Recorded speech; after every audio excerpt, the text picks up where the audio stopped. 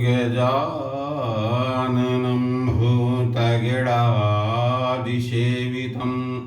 कपित्थजम्बूफलचारुभक्षणम् उमासुतं शोकविनाशकारिकं नमामि विघ्नेश्वरि पादपङ्कजम् वैरणानामर्थिसंहारं रसानां छन्दसामपि मङ्गलानां च कर्तारु वन्दे वाणी विनायको। भाई गौरी ने इसको, हे शिव भक्तगणों, कल बहुत ही करुणामयी कथा आप लोगों ने सुना। द्वितीय सती खंड का अध्याय 31 से 35 तक का पाठ आज मैं करूंगा, जिसको आप लोग श्रवण करने की कृपा करें।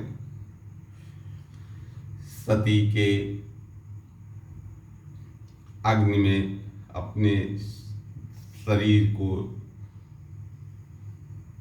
त्यागने के उपरांत जैसे ही भोलेनाथ को यह सूचना पहुंची, वह एकदम व्याकुल हो उठे, क्रोध से एकदम तिलमिला उठे,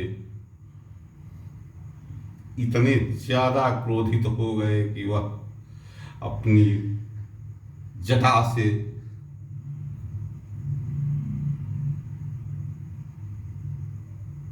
दो गणों को प्रकट किया और कहा, जो भी मिले सबको मार डालो। यहाँ तक कि उन्होंने कह दिया, ब्रह्मा विष्णु जो भी मिले सबको मार डालो। इतनी करुणामयी कथा आज कहने जा रहा हूँ, जिसे आप लोग श्रवण करने की कृपा करें, तथा जो भी उसमें त्रुटि होगी उसको क्षमा भी करने की कृपा करें। ओम मंगल भवन मंगलहारी उमा सहित जिन जपत पुरारी। मंगल भवन मंगलहारी उमा सहित जिन जपत पुरारी। ओम नमो नारायण, ओम नमो नारायण, ओम नमो नारायण, ओम नमो नारायण। मंगल भवनया मंगलहारी उमा सहित जहि जपत पुरारी। ओम नमो नारायण, ओम नमो नारायण, ओम नमो नारायण, ओम नमो नारायण।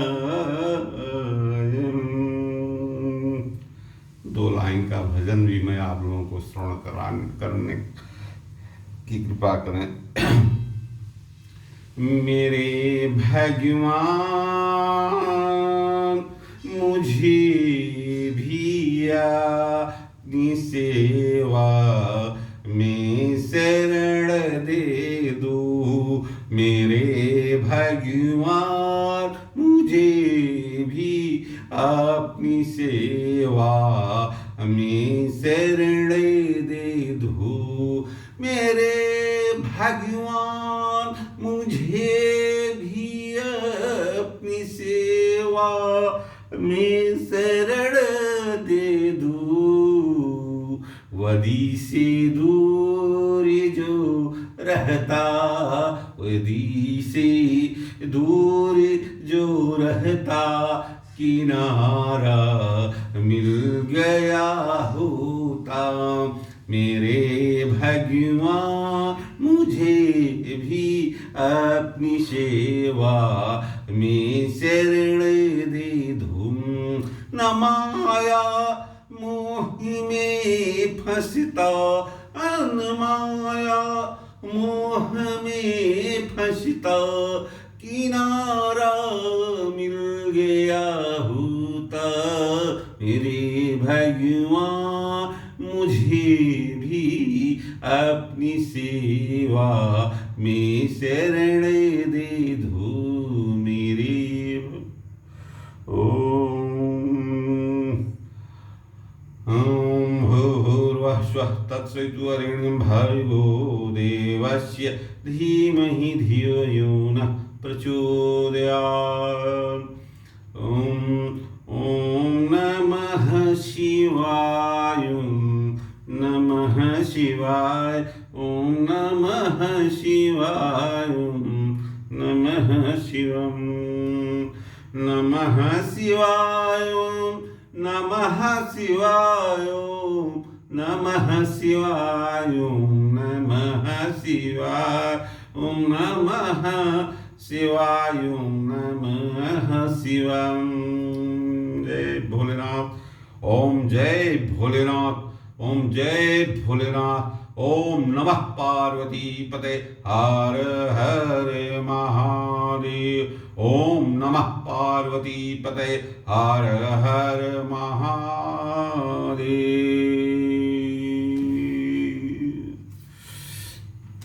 ओम नमः शिवाय, ओम नमः शिवाय, ओम नमः शिवाय, ओम नमः शिवाय।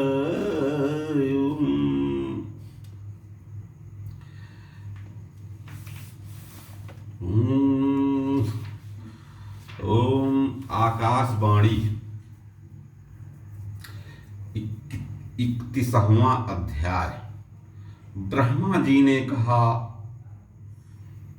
तब तक्षादि देवताओं को सुनाते हुए यह आकाशवाणी हुई कि हे मूर्ख दक्ष, तूने यह क्या अनर्थ कर डाला। तूने परम शिव भक्त दधीचि का कहना नहीं माना, और अब जब वह ब्राह्मण तुझे शाप देकर चला गया तब भी तेरे हृदय में कुछ ज्ञान नहीं हुआ। फिर भी अपने घर में स्वतः आई हुई साक्षात मंगल स्वरूपा अपनी पुत्री सती का तूने अपमान किया। रे मूर्ख, तूने सती और शंकर का पूजन नहीं किया। क्या तू ब्रह्मा का पुत्र होने से इतना गर्वित हो गया है। तुझे तू शंकर जी की अर्धांगिनी सती का आदर ही करना योग्य था। सती तेरे लिए सदैव सेव्य थी। वह अनादि शक्ति, जगत की सृष्टा, रक्षिका और कल्पांत में संहारिका हैं। इसी प्रकार भगवान शंकर जी सबके स्वामी और सब देवों के कल्याण करता हैं, जिनके दर्शन मात्र से सब यज्ञों का फल प्राप्त हो जाता है। क्योंकि शंकर जी ही संपूर्ण जगत के धाता और मंगलों के भी मंगल हैं, परंतु दुष्ट ने उनका सत्कार नहीं किया। इस कारण तेरा यज्ञ नष्ट हो जाएगा। क्योंकि जहाँ पूज्यों की पूजा नहीं होती वहाँ अमंगल ही होता है। क्या ये सती तेरी पूज्या नहीं थी, जिनके की चरणों को शेष जी और ब्रह्मा जी भी पूज कर ब्रह्म तत्व को प्राप्त हुए हैं। जब तूने जगत माता शिव प्रिया सती का सत्कार नहीं किया तो फिर तेरा कल्याण कैसे होगा। रे दक्ष, जो तू यह समझता था कि शंकर जी की पूजा किए बिना ही मैं अपना कल्याण कर लूंगा, अब तेरा वह गर्व चूर्ण चूर्ण हो जाएगा। सर्वेश्वर शिव के विमुख होने पर कोई भी देवता तेरी सहायता करने योग्य नहीं है। तेरा मुख चल जाए, यज्ञ विध्वंस हो जाए और जो तेरे सहायक हैं वे चल जाएं। सब देवताओं को शपथ है कि जो इस अमंगल के लिए तेरी सहायता करे। हे देवताओं, अब तुम सब लोग शीघ्र ही इस मंडप से निकल जाओ, अन्यथा आज सब लोगों का सर्वथा ही विनाश हो जाएगा। ऐसा कहकर आकाशवाणी मौन हो गई। विष्णु आदि सभी देवता और मुनीश्वर उस वाणी को सुनकर बड़े ही आश्चर्यित हुए। इतर श्री शिव महापुराण द्वितीय सती खंड का 31वां अध्याय समाप्त।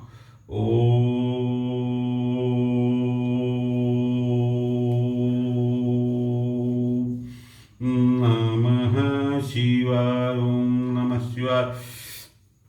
32वां अध्याय वीरभद्र और महाकाली की उत्पत्ति।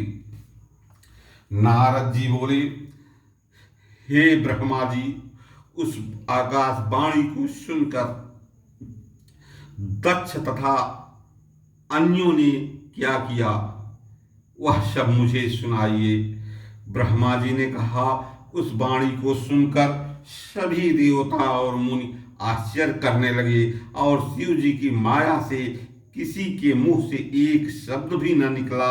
इधर भृगु के मंत्रों से उत्पन्न भृगु गणों द्वारा भगाए गए शिव जी के गण शिव जी की शरण में गए और सती के शरीर त्याग आदि का सारा वृत्तांत कह सुनाया।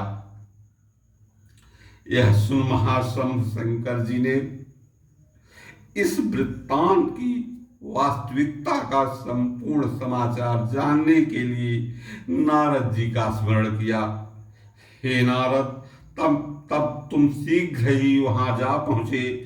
शंकर जी ने तुम्हारी प्रशंसा करके सती जी का वृत्तांत पूछा।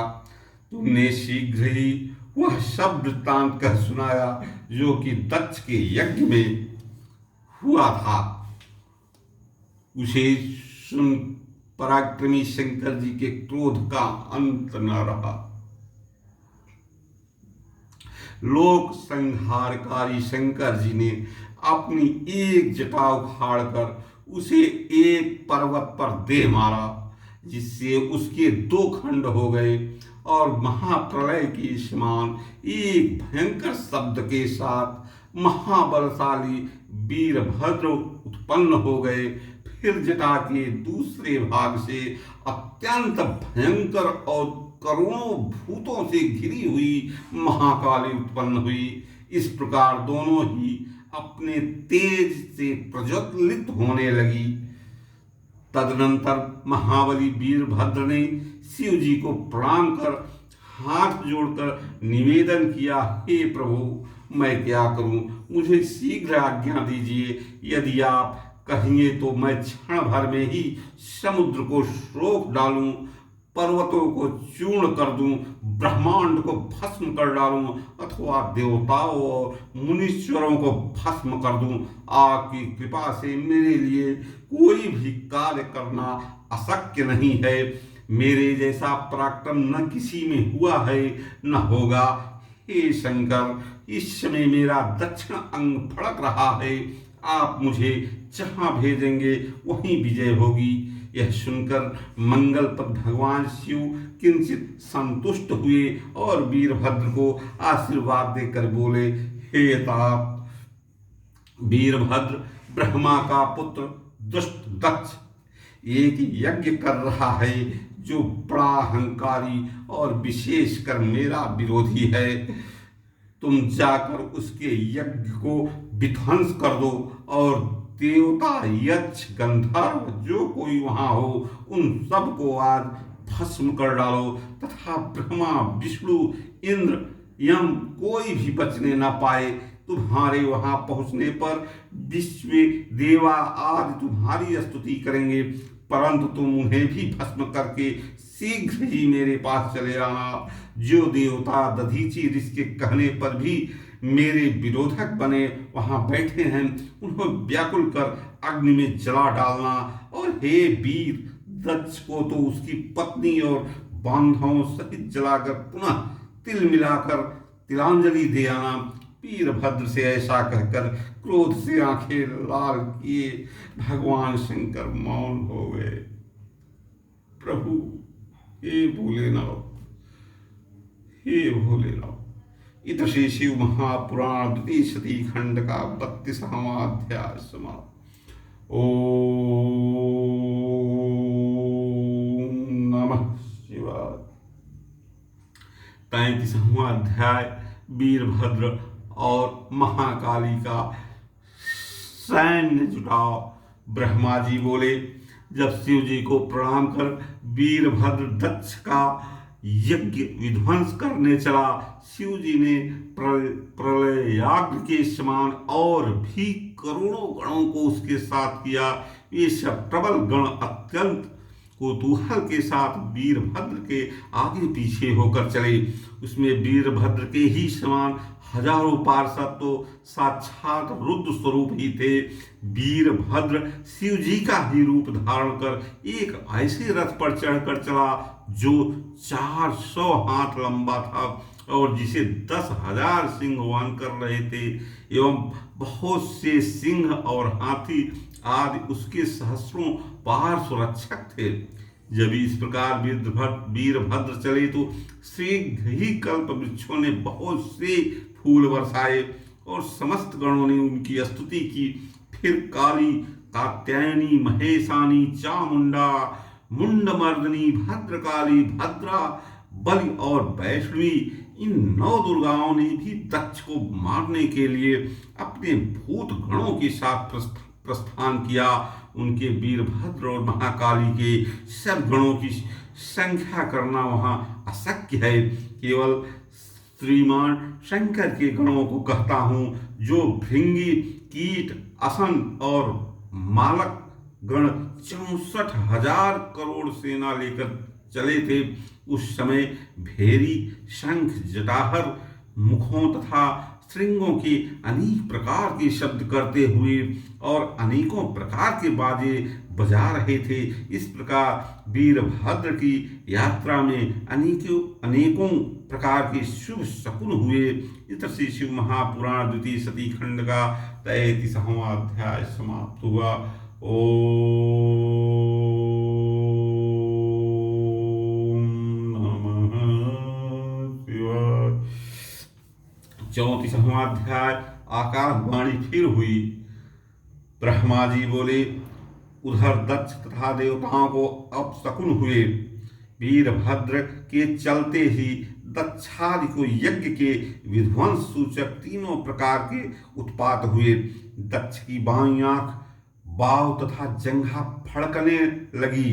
पृथ्वी में भूकंप हुए, दिशाएं मलिन हो गईं और सूर्य में काले दाग दिखाई पड़ने लगे। बिजली और अग्नि के समान नक्षत्र गिरने लगे। हजारों गिद्ध दक्ष के सिर पर मंडराने लगी, जिसकी छाया से मंडप ढक गया। गीदड़ भयानक शब्द करने लगे और श्वेत बिच्छुओं के साथ उल्काओं की वर्षा होने लगी। प्रचंड आंधी आई। दक्षादिक बार बार ऊर्ध्वगमन करने लगे। आकाश से रक्त वर्षा होने लगी। दिशाओं में अंधकार व्याप्त हो गया। दिग्दाह होने लगा और विष्णु आदि को भी अत्यंत भय उत्पन्न हुआ। वैकुंठवासियों सहित सबकी शक्ति क्षीण हो गई और सभी घबरा कर अपने अपने स्थानों में कछुओं के समान लौटने लगे। फिर तो उसी समय आकाशवाणी हुई कि हे दक्ष, तुझे धिक्कार है, तू बड़ा पापी और मूर्ख है। अब तुझे शिव जी द्वारा अवश्य ही महादुख की प्राप्ति होगी और खेद है कि तेरे कारण आज यहाँ उपस्थित सब देवताओं को भी महान दुख प्राप्त होगा। इस प्रकार आकाशवाणी सुन तथा अपशकुनों को देख दक्ष बड़ा दुखी हुआ और डरता कांपता विष्णु जी की शरण में जाकर उनकी स्तुति करते हुए बोला। इधर से शिव महापुराण द्वितीय सती खंड का 34वां अध्याय समाप्त हुआ। ओम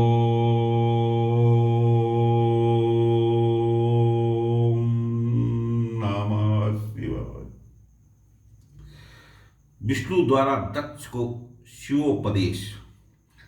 दक्ष बोला, हे विष्णु जी, मैं बड़ा भयभीत हूँ, मेरी रक्षा कीजिए। आप तो यज्ञ स्वरूप ही हैं, अतः हे प्रभु, जैसे भी हो मेरे इस यज्ञ की रक्षा कीजिए। जब इस प्रकार बहुत सी प्रार्थना करके दक्ष विष्णु जी के चरणों में गिर पड़ा, तब शिव जी के चरणों में सिर नवाकर उसे उठाते हुए विष्णु जी समझाने लगे, हे दक्ष, तुमने शिव जी को क्यों भुला दिया? सर्वेश्वर भगवान शंकर जी की अवज्ञा का ही यह फल है, जो कि तुम्हारा कार्य विफल हो रहा है। पूज्यों का अपमान होने से पद पद पर विपत्तियां प्राप्त होती हैं। दरिद्रता, मरण और भय, ये तीनों प्राप्त होते हैं। अतएव तुम प्रयत्न पूर्वक शिव जी की पूजा करो। देखो, तुम्हारी ही दुर्नीति से आज हम सब का प्रभाव क्षीण हो गया है। ब्रह्मा जी कहते हैं कि विष्णु भगवान के यह वचन सुनकर दक्ष का मुख सूख गया। वह चुपचाप पृथ्वी पर बैठ गया। इसी समय अपनी महासेना लिए शिव जी द्वारा भेजे हुए वीरभद्र उस यज्ञ में आ पहुंचे, जिसके पराक्रमी असंख्य शूरवीरों से यज्ञ स्थल को कौन कहे, दिशाओं सहित आकाश मंडल व्याप्त हो गया। सातों द्वीपों सहित पृथ्वी कांप उठी और समस्त समुद्र थर्रा उठे। उस सेना का उद्योग देखकर दक्ष अपने मुख से रुधिर वमन करने लगा और अपनी स्त्री सहित विष्णु जी से बोला, हे विष्णु जी, मुझे आप ही का भरोसा है। मैंने आप ही के बल पर यह श्रेष्ठ कर्म आरंभ किया था, क्योंकि मैं जानता हूं कि आप ही यज्ञों के प्रतिपालक और वेद धर्म के अधिष्ठान हैं। हे स्वामी, आप मेरे इस यज्ञ की रक्षा कीजिए। ब्रह्मा जी कहते हैं, तब विष्णु जी दक्ष को फिर शिव तत्व समझाते हुए बोले, हे दक्ष, मैं तुम्हारे यज्ञ की रक्षा अवश्य करूंगा, क्योंकि धर्म पालन करने के लिए मैं सत्य प्रतिज्ञ हूं। परंतु अब तो तुम अपनी क्रूर बुद्धि त्याग दो। केवल धर्म ही सर्वदा सफल नहीं होता, कर्म वही सफल होता है जिसमें फलदाता शंकर का सन्निवेश होता है। ईश्वर को त्याग केवल ज्ञान का आश्रय लेने वाला करोड़ों कल्प तक नरक में ही पड़ा रहता है।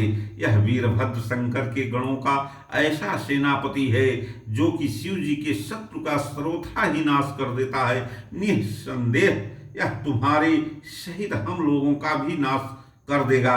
शिव जी की आज्ञा का उल्लंघन कर मैं जो तुम्हारे यज्ञ में आया हूँ, इससे मुझे भी घोर दुख उठाना पड़ेगा, और आज इसे रोकने की मुझ में भी शक्ति नहीं है। सुदर्शन चक्र का भी इस पर कुछ प्रभाव न पड़ेगा। मैंने इसे छोड़ा नहीं कि यह शिव जी के पास चला जाएगा। बड़े शोक की बात है कि बिना समय आए ही आज हमारा भी प्रलय होने जा रहा है, और तुम्हारा तो नाश निश्चित ही है। यदि हम आदर सहित वीरभद्र का पूजन भी करें, तो भी वह शंकर के क्रोध से क्रोधित होकर हमारी रक्षा नहीं करेगा। हम यदि यहाँ से भाग जाएं, तो भी यह वीरभद्र अपने आकर्षणों से हमें खींच लेगा, क्योंकि स्वर्ग, पाताल, पृथ्वी में कहीं भी वीरभद्र के शस्त्रों की गति रुक नहीं सकती, तथा शिव जी के जितने भी गण हैं उन सबको भी उतनी ही शक्ति है। विष्णु जी ऐसा कह ही रहे थे कि वीरभद्र यज्ञ मंडप में आ गए, जिनके साथ महासागर रूप सेना मंडरा रही थी। इस शिशु महापुराण द्वितीय सती खंड का 35वां अध्याय समाप्त हुआ। ओम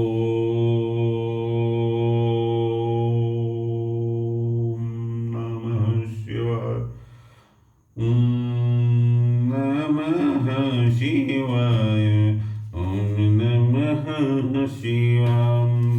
ओम नमः शिवाय। ओम नमः शिवाय। ओम नमः शिवाय। ओम नमः शिवाय। ओम नमः शिवाय। ओम नमः शिवाय। ओम नमः शिवाय। ओम नमः शिवाय। ओम नमः शिवाय। हरि ओम नमः शिवाय। ओम नमः शिवाय।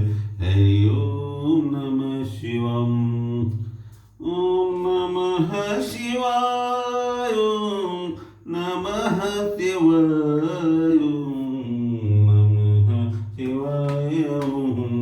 नमः शिवाय ओम नमः शिवाय हरि ओम नमः शिवाय ओम नमः शिवाय ओम नमः शिवाय ओम नमः शिवाय ओम नमः शिवाय ओम कर्पूरगौरं करुणावतारं संसारसारं भुजगेन्द्रहारं सदा वसन्तं हृदयारविन्दे भवं भवानी सहितं नमामि त्वमेव माता च पिता त्वमेव बन्धुश्च सखा त्वमेव विद्या द्रविणं त्वमेव